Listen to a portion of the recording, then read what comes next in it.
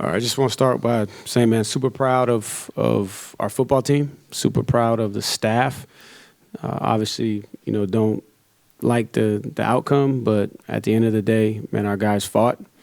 They fought all the way to the end. They believed they were going to win the game, and we came up a few plays short. We got one more opportunity to finish the right way and celebrate the seniors that have given so much to this program. And that's kind of what our focus is now. Questions, raise your hand, let us know who you are, who you're with, and wait till we get the mic to you. First question, middle of the room. Yeah, Tony, Mike Barber, Seville right now. I'm curious, the drive to tie the game where Chandler finds Eli, what clicked so well, what worked so well, and then on the trick play in overtime, how much did the 15 yards factor into that play call? Yeah, so the drive to tie it up, I think it's guys just playing free, playing fast, playing with tempo, taking a little bit of the thinking out of it. Kind of putting pressure on the defense because you're playing fast, and the 15-yard penalty there that carried over in overtime kind of puts you in that fringe zone where you're trying to get a chunk play, and so that's where you have most of your plays like that designed in that area. So it kind of puts you back there, but I'm sure that we all want that play back, but their guy made a play, and hats off to Duke for winning the game. Front row. Yeah, Tony, Greg Medea, Daily Progress. How did Duke's first drive, how long it was, impact how long it took your offense to get into a flow of the game? Right. So I think, what they did a really good job. You could tell strategically their plan was to shorten the game and minimize the number of possessions for us, and they were working the clock. But it was a critical, 4th and 8 where we jump off sides that extended the drive, that put them in a 4th and 3 in that fringe zone where the analytics are going to tell you to go for it. And, then we're about a foot away from, making the play in our direction. And so that extended the drive, and kind of the reverse of when we played them last time. Last time we had the 15-play drive that kind of impacted rhythm. And but I thought that the guys responded. We just had a couple of mistakes that the guys are going to learn and grow from, and we got to coach better and grow as coaches. That resulted in the first half. We're chasing some points when we had some opportunities to get off the field and get the ball back, and then maybe now with more opportunities, you find a rhythm a little bit quicker. Third row to your left, Coach. Tony, David Teal with the Virginian Pilot. On the consecutive fourth quarter possessions, the 4th and 5, Chandler overthrows Trell in the end zone. What went into going for it all there as opposed to just trying to get the first down? And then on the next drive when he throws the interception, was that a miscommunication? Because it looked like Cam went inside and he threw outside. So the 4th and 5 where he goes to the end zone with Trail, you're looking for, different coverages, and the play was primarily designed to go underneath, but they took that away and then forces him to go through his progression, and that's his second progression on that particular play. And then there was a miscommunication on the interception and the coming out situation that we got to make sure that we get cleaned up from a staff standpoint. Second row to my right. David Ubben with The Athletic. Obviously, so much of the conversation around this game centered around the conference. What do you feel like it would mean for the ACC if their champion is not in the playoff? I don't know really how to answer that question because I don't pay attention to that as much. I was focused on our guys and preparing for this game. But what I do know is, man, it's great football in the ACC.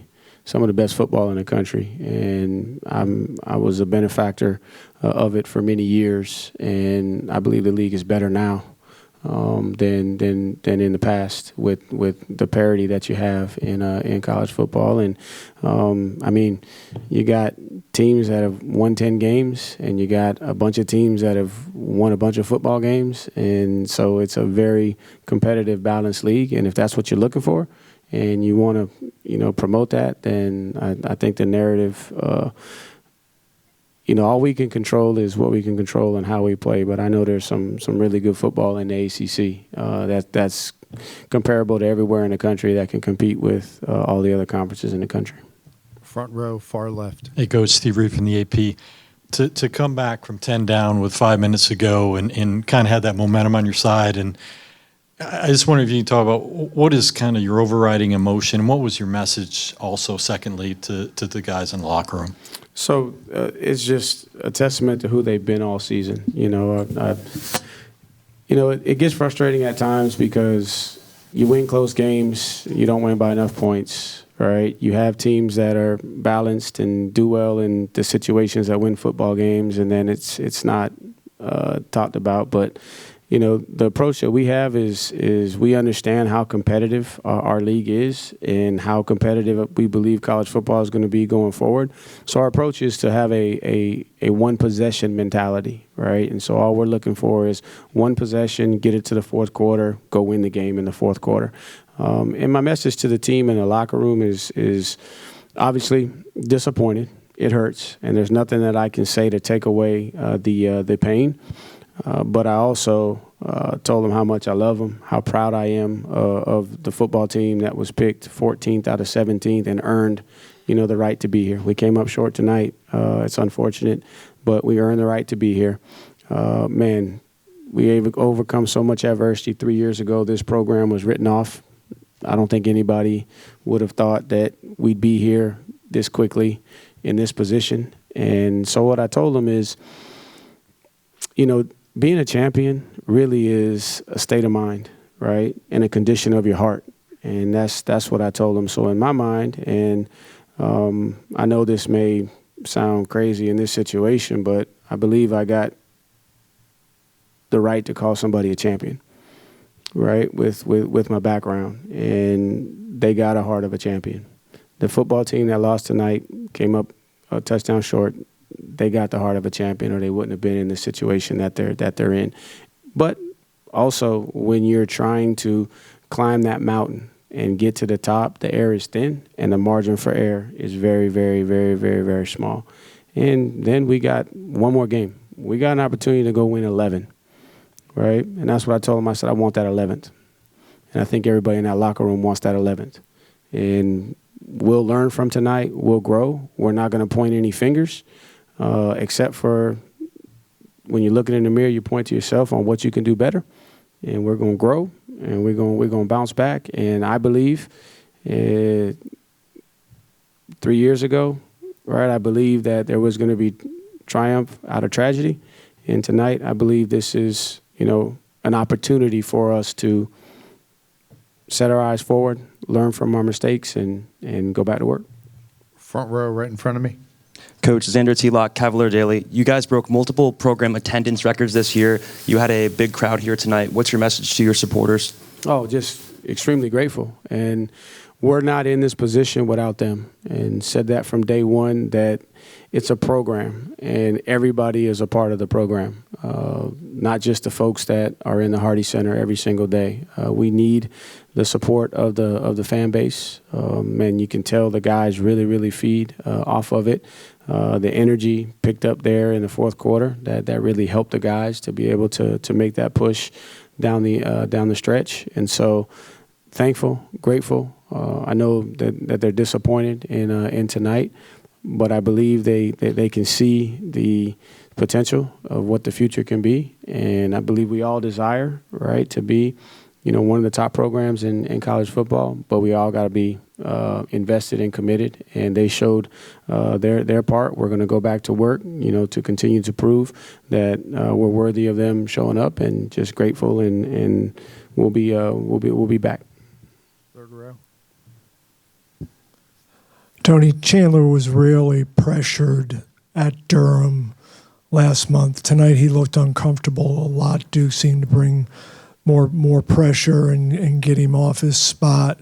Was it Boley's ankle that was compromising him, or was Duke just doing things differently up front? I mean, it's a championship football game, right? Man, first of all, Mikal Boley played with a high ankle sprain, right, off of basically 2 days rest, and he fought through it. And I told him that that's the heart of a champion, because normally it's a couple weeks and he battled through and he found a way to get back. But it's a championship football game, and Duke's got one of the highest pressure rates of anybody in the country with their front four. Okay, and so man, it was just a battle, right? It was a battle, and I won't know the exact answer until I watch the film, every play-by-play, to see exactly, what it was. But we knew that coming in that they were going to correct some of the things from the previous game, just as we were going to try and tweak some of the things from the previous game, and it was going to be a battle. So I think I can answer that question better when I fully evaluate the film, but I'm not going to put it on Boley's ankle. I'm definitely not going to do that, because that young man, he laid it on the line for this football team, just like every other player in that locker room, right? It wasn't a lack of effort and desire to play. We just made a few critical mistakes at some critical times that cost us, and that's what happens when you're playing, championship level football. Those one or two plays can really change the course of the game. Stay in the third row. Hey, Coach. TJ Wilkerson, Virginia Talk Radio Network.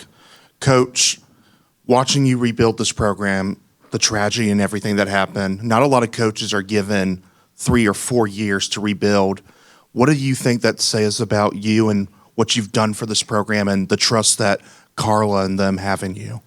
I think it's more about Carla's belief in this staff than it is me. I'm only one man.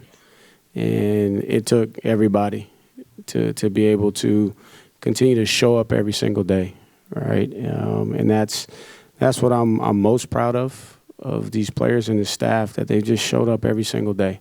And I'm sure that they probably have heard some things that tells them otherwise, but they showed up every single day. So it's not about me. It's about the folks that are hurting in that locker room, that believe even when they can't see it, that show up every single day, that sacrifice, right? That didn't run from a difficult situation, but chose to stay and fight.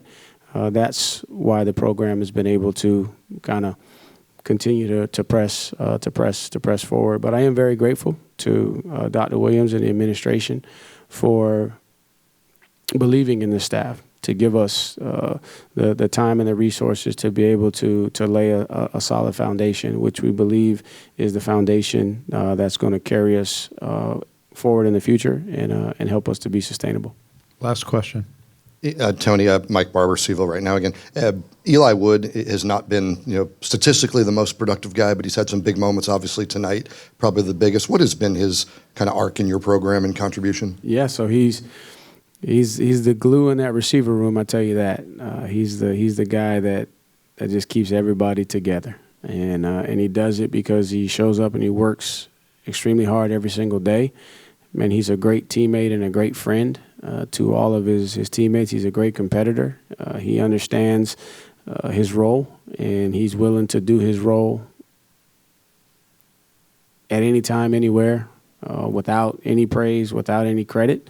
He's Virginia all the way through, and he just keeps finding a way. And so when Trail goes down, I mean, the offense has to keep moving forward, and he finds a huge play for us to give us a shot to even get it to overtime.